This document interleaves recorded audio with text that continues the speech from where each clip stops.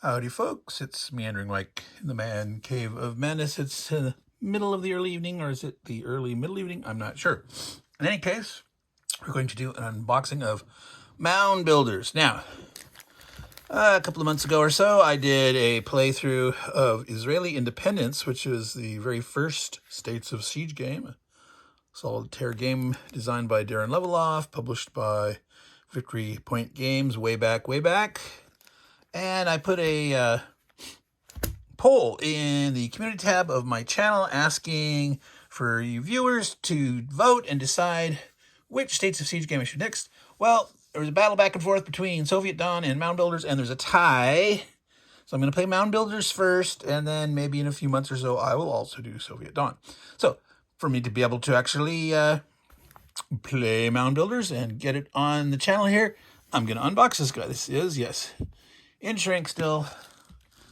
Picked that up a couple of years ago when I had absolutely no time to play board games.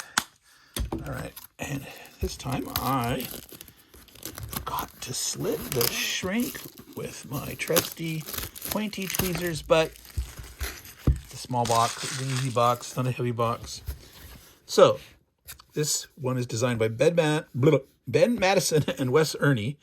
Now again, Darren Leveloff sort of invented design States of Siege system, but quite a few other designers have utilized the basic concept to create more games. And Ben Madison does a number for other publisher.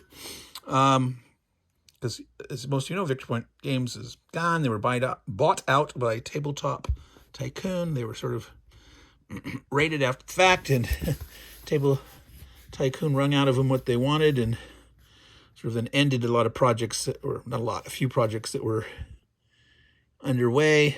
But anyway, I shouldn't talk about that too much at this point. This is about Mound Builders. So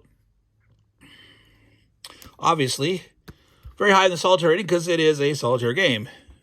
Shows level 4 on the complexity scale. Average time estimated at 40 minutes. They have a two ways to play: a mounted, quote unquote, mounted board and a paper board. Though I'm 90% certain their mounted board is a jigsaw puzzle board that you put the pieces together.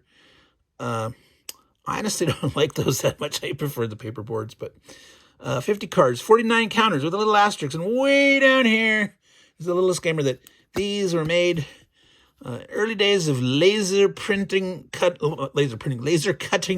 the counters. A lot of soot was involved. They included a napkin, a wipe to wipe off the counters. Now you think, wouldn't they wipe them down before? Well, yeah, they do, but the counters aren't punched. You punch them, and you have soot on the edges and all that stuff. So please, even if you're a small scale publisher, if you have to do some kind of laser cutting, laser etching, whatever, make sure it doesn't have soot. Please.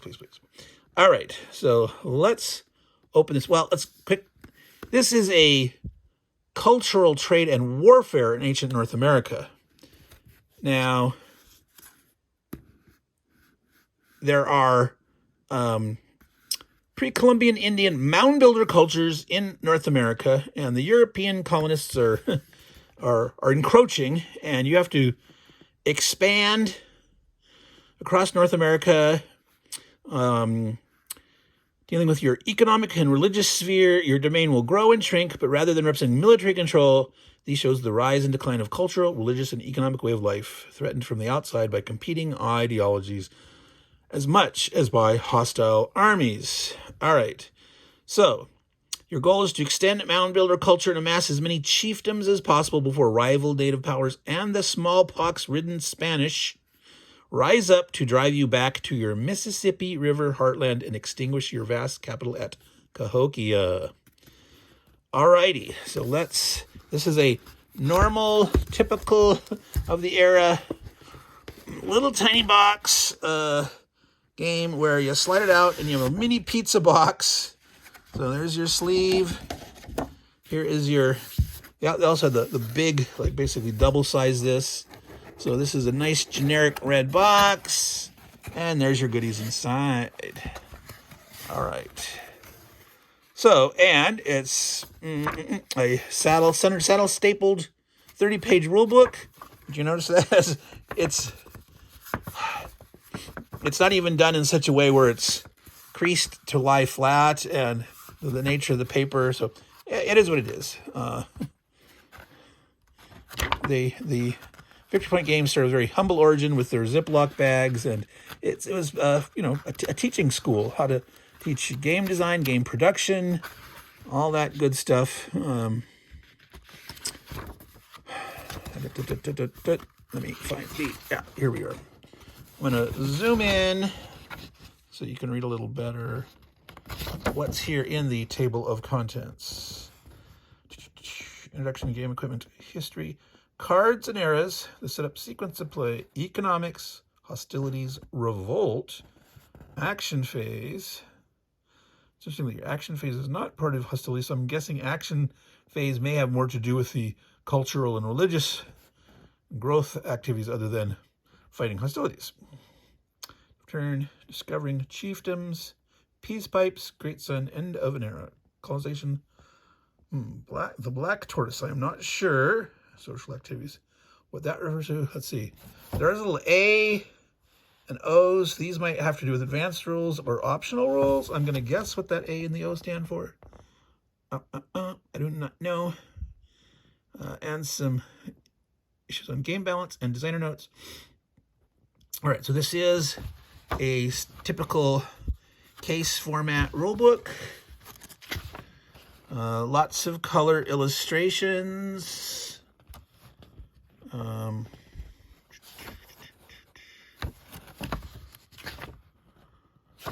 Some parts are highlighted in yellow, which I'm not sure if that's always consistent between the rulebooks, what that meant or not.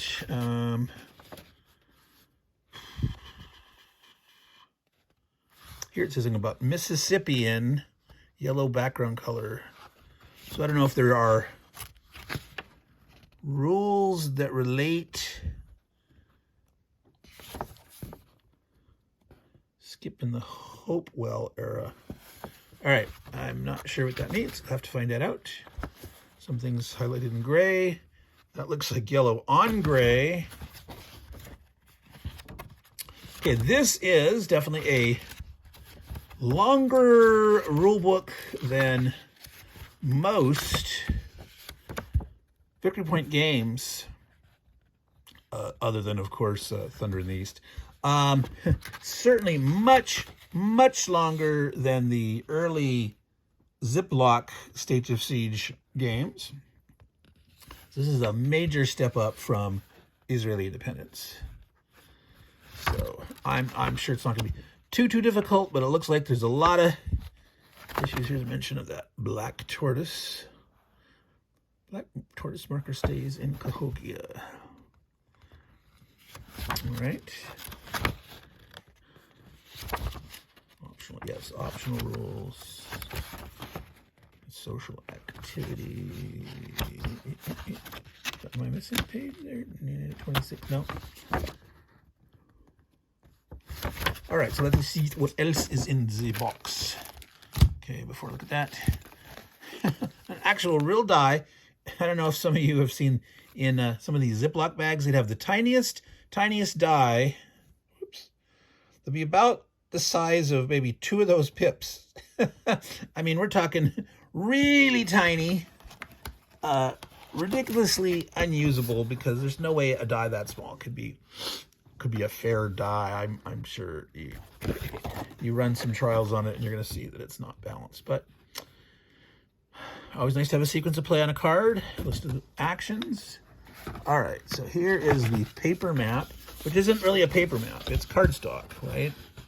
So when you have a nice cardstock map like this, why do you need, here's an advertisement for Nemo's work. All right, here's the famous laser cut counters you cannot see, but in between here, that's where the soot lives. You might be able to tell someplace a little darkness that the soot will arise All right, here. All right, this is a little better. Some of their earlier jigsaw maps were, see, those don't hold as well though. They were like bigger cuts, the rounded cuts, like in a typical jigsaw puzzle. But it tended to cause the maps to sort of warp a little bit and not necessarily. So these are little kind of like a sawtooth, razor wire, barbed wire kind of jigsaws. I personally do not see this as being superior to this cardstock map here, but that's what it is. It's in there. Oh, gotta have your little desiccant. Oops, two of them. They're so generous. And there it is. A quote-unquote wipes-a-lot. It's a napkin that's been stamped. You know, kind of silly. Put that in there. All right, let me open this map again a little bit. I'm gonna move this back. See, it's vertical oriented that way. I'm gonna turn it sideways so you can see a little better. I'm gonna zoom out. Of course, then you just have to read sideways. Y'all craning your neck now. So here's the hub. There's Cahokia, typical of States of Siege. You got 5 routes coming in. Nothing really says that a States of Siege game has to have 5. It could be 4, there could be 6. You could have, a 5th sort of thing to deal with, implemented differently, right? But in any case, here are the pathways. The Caddo homeland, the Ho-Chunk homeland, Shawnee homeland, Cherokee homeland, Natchez homeland. Exercise ring closed. Thank you. Obviously, I'm not exercising. I was down in the garage rearranging boxes, and I forgot to turn off my workout. Okay. Conquered Chieftains, Spanish Army placement, storage pits and trade goods, hides, chert, I'm not sure what chert is, feathers, copper, mica, I'm not sure if that is similar to formica, if that's some kind of a flint thing, chalcedony, I'm not sure if that's the correct pronunciation of that mineral or not, but pipestone, obsidian, and seashells. All right, so that's that map. Okay, so yeah, here's Lake Michigan.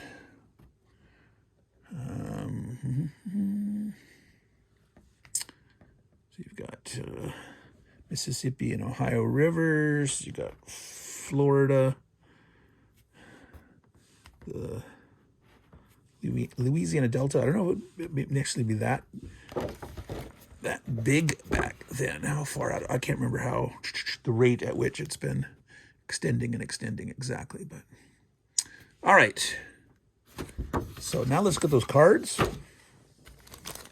They're in a Ziploc with no sealing or anything on the inside, so I can get them very easily. So therefore, I will take a quick look.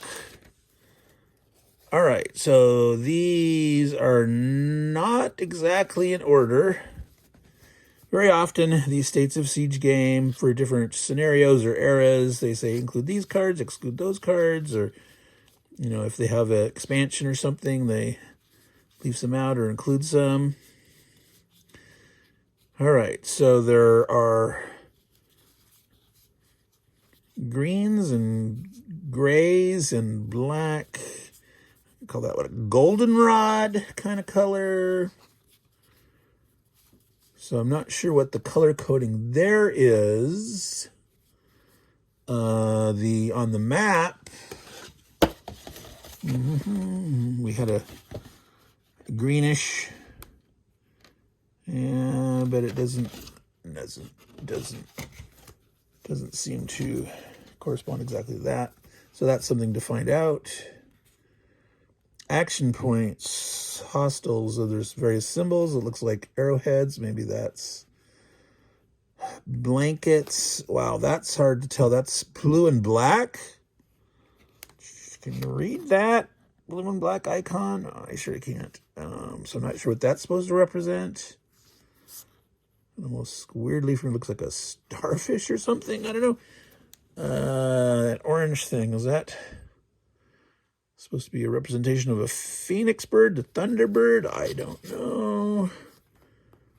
Just a triangle. There's different colors, triangles, different symbols. Okay, but it looks like an animal, like a bear claw, or that could be a human hand. So things to find out. So all warpaths are in ascension this turn. Aztalan, Etoa, Marksville, pottery, sunflowers. All right, so these ones with kind of the grayish, to me there's a little bit of red in that gray. These are all those kind of goods that we were seeing down on these track, or some other like Wattle and Daub burial mounds. Mobilian jargon, interesting. Chert was on there. Quartz, a variety of quartz. Okay, there's the Spanish. Dun, dun, dun. Platform mounds. So those are some kind of social, societal, economic improvements, goods, minerals, etc. So some of these green ones have black writing, the title. Some are white. Again, not sure of the significance. Now that's interesting. Cahokia, that's the capital. But again, that's a social thing. So something's happening. Mississippian culture. Three Sister, Hides and Feathers. Coosa. That must be a major rival tribe. As many as 50,000 people may have lived in the powerful Coosa chiefdom, which dominated the Appalachians in and around North Georgia. Interesting. All right. Fort Ancient. So that's the extent I'm going to look at that, folks. So that is the little unboxing of Mound Builders, a States of Siege game. I believe it's number 15 in the series. And do remember that States of Siege, there's sort of like extra states. The Israeli independence was in a different series, their battle lesson series. So it's kind of like States of Siege 0, and then States of Siege series then started. But there's also an extra one where they overlap some numbers. And so the Alamo one, I think also ended up in Battle Lesson or some one of the other series instead of in the States of Siege. So go figure. So, trying to understand the little product codes on the Victory Point game stuff can be a total nightmare. Good luck if you can consistently figure it out, because I've tried, like, do I really have all these or not? I don't know. It's like, what am I missing? And there's, different versions. They come out in the Ziploc, and then they come out in a game like this, maybe. And then some of them, they get the more deluxeified treatment. And I think I got it. Oh, the die.